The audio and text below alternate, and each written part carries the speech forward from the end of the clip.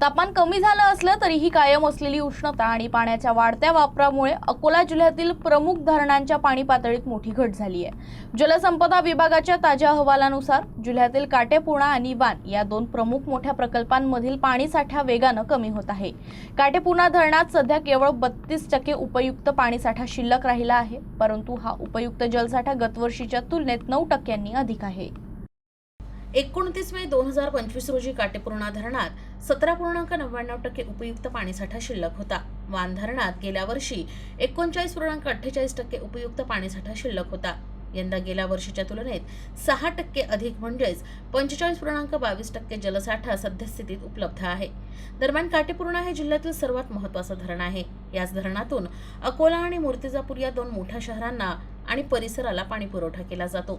ताज्या अहवालानुसार काटेपूर्णा धरणाची एकूण उपयुक्त पाणी साठवण क्षमता 86.35 दशलक्ष घनमीटर इतकी आहे। मात्र सध्या धरणात केवळ 22.73 दशलक्ष घनमीटर म्हणजेच 26.32% जलसाठा आहे। या तुलनेत वान धरणाची स्थिती चांगली आहे। सध्या यात 45% जलसाठा उपलब्ध आहे। अशात पाऊस अजून पडायचा आहे आणि एकदा पाऊस आला तरी नंतर तो किती दिवस विश्रांती घेईल याचा नेम नाही। यामुळे हा जलसाठा किती दिवस पुरेल याकडे सर्वांचं लक्ष लागलंय।